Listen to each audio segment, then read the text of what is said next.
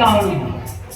नहीं, इसके बाद जो है जब हम देखते हैं तो उसके बाद कहते हैं कि बिनु पद चले सुनाए बिनु काना। अब बिना कान के कैसे सुनते हैं? आपको लगता है जैसे शिष्य लोग को भी लगता होगा कि हम घर में तो बोलते हैं हमारे गुरुजी नहीं सुनते होंगे। नहीं, लेकिन एक बार हम बाबा से पूछे थे, एक बार सीरियल चल रहा था विष्णु भगवान का, तो जब भक्त पुकारता था तो भगवान तुरंत सुन जाते थे। तो मैंने पूछा अपने गुरु जी से कि बाबा जब चेला याद करता है गुरु को तो कितना टाइम लगता है गुरु के पास समाचार पहुंचने में? तो बाबा बोले कि सेकंड से भी कम समय लगता है। अगर सही दिल से, अगर सही हृदय से अगर कोई चीज अपने गुरु को याद करता है तो सेकंड से भी कम समय लगता है गुरु के पास पहुंचने में उसका समाचार।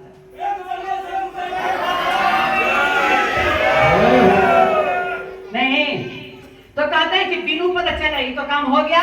बिना पैर के भगवान कैसे आते हैं, कैसे जाते हैं, पलना से उतर करके कैसे मंदिर में जाते हैं और कैसे भोजन करके फिर पलना पर चले आते हैं। नहीं, अब बिना कान के कैसे सुनते हैं? आप देखिए बिना कान के कैसे सुनते हैं। जो जब बाली को जब भगवान मारते हैं, जब बाली लड़ने के लिए आ जाता है तो भगवान कहते हैं, ये बाली सुग्रीव का जो युद्ध हुआ, बाली सुग्रीव में जो लड़ाई हुई, तो जब वहां से जब लड़ाई करने के लिए जब बाली आ जाता है तो भगवान कहते हैं, सोचने की पता हो, तुम जान रहा था कि ये बाली पहले वाला सुग्रीव नहीं है। आज सुग्रीव के साथ कौन है? मैं हूं। सुग्रीव के साथ मैं हूं। पहले सुग्रीव अकेला था लेकिन मुझ पर साथी बना लिया है, सखा बना लिया है, मित्र बना लिया है। तो मित्र वही हो सकता है, दोस्त वही हो सकता है जो न मित्र दुख होई दुखारी अति नहीं बिलोकत पातक बारी। जो मित्र के दुख से दुखी होता है और मित्र के सुख से सुखी होता है वो वही दोस्त होता है, वही मित्र होता है। आपन दुख गिरिराज समझाना और मित्र के दुख में समाना। जो अपने दुख को धूल के समान समझता है और अपने मित्र के दुख को पर्वत के जैसा समझता है, इसको हम दोस्त कहते हैं, इसको हम मित्र कहते हैं।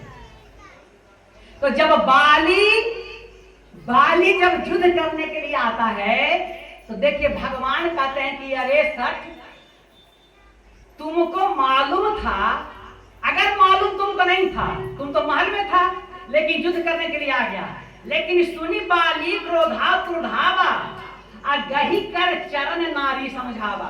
कहां समझा रहे हैं? घर में। घर के अंदर जब बाली जब युद्ध करने के लिए चलता है सुग्रीव से तो उसकी पत्नी पैर पकड़ लेती है। किसका? बाली का पैर पकड़ लेती है उसकी पत्नी, और पत्नी कहती है कि कोस लेस सुत लक्ष्मण रामा अकाल ही जीत सके संग्रामा।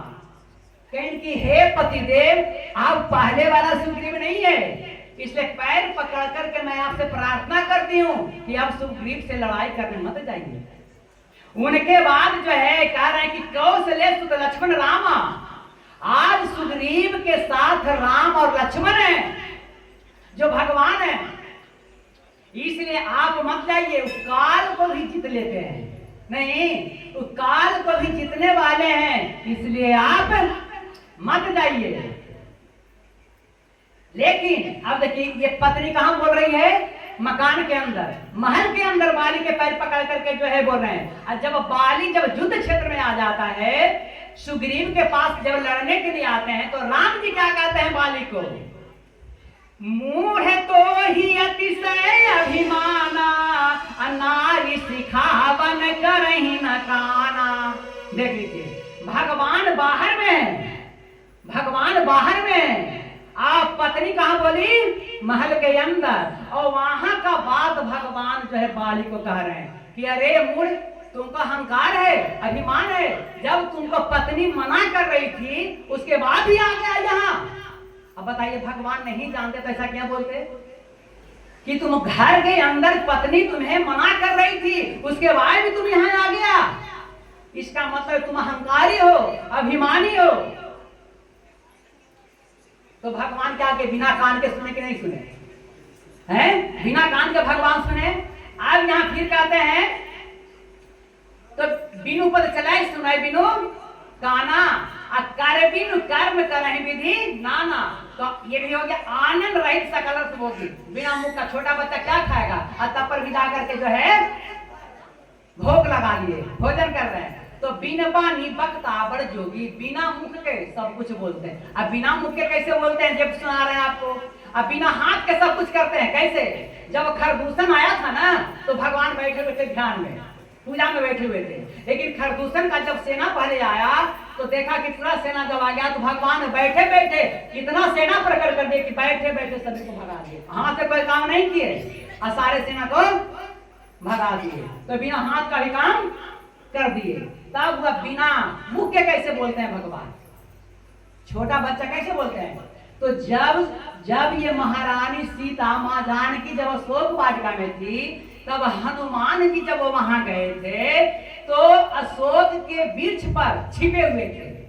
नहीं, और जब छिपे हुए थे तो यहाँ देखिए क्या कहते हैं,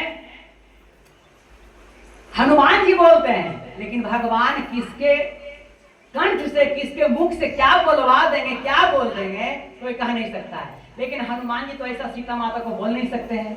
अब हनुमान जी क्या बोल रहे हैं? बीनु बानी, बिना मुख के बोल रहे हैं। कैसे? तत्व प्रेम कर ममयरु तोरा, जानत प्रिया एक मन मोरा। अब हनुमान जी कहते हैं सीता जी से कि हे प्रिय। अब बताइए हनुमान जी ऐसा बोल सकते हैं सीता जी को? ये कौन बोल रहे हैं? हनुमान जी के कंठ से कौन बोल रहे हैं? मुख से राम जी बोल रहे हैं। कौन बोल रहे हैं? राम जी कह रहे हैं कि हे प्रिय, कहते हैं तत्व प्रेम कर ममो, तेरा और मेरा जो प्रेम है प्रिय, ये मेरे और तेरे सिवा कोई नहीं जान सकता है। तो मैं जानता हूं और तुम जानती हो नहीं। जानत प्रिया एक मन मोरा, मेरा मन ही केवल जानता है। नहीं, सोमन सदा रहत तो ही पाही। हे प्रिय, यह जो मेरा मन है ना, जो आपसे तुमसे प्रेम करने वाला है, यह मन है हमेशा तुम्हारे साथ ही रहता है।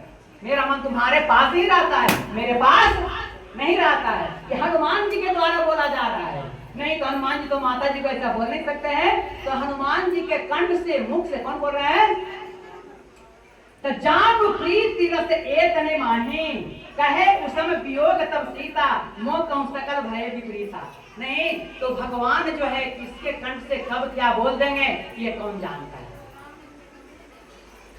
तो यह भगवान बिनु पद चले सुने बिनु काना, और कर बिनु कर्म करहि विधि नाना। आनंद रहित सकल रस भोगी, और बिनु बानी बक्तावर जोगी। इसलिए ऐसा ऐसा पुत्र मिल जाए तो क्या बात है। नहीं तो जो व्यक्ति भगवान के जन्म की कथा सुनता है, बार बार नहीं, बार बार भगवान के जन्म की कथा सुनता है, उसके घर में वंशधर बेटा जन्म लेता है। ध्यान रखिएगा, जो राम जी का जन्म की कथा सुनता है, कृष्ण के जन्म की कथा सुनता है, भगवान बावन की कथा की सुनता है, नहीं तो भगवान की जन्मों की जो कथा को श्रवण करता है, उसमें के घर में वंशधर बेटा पैदा होता है।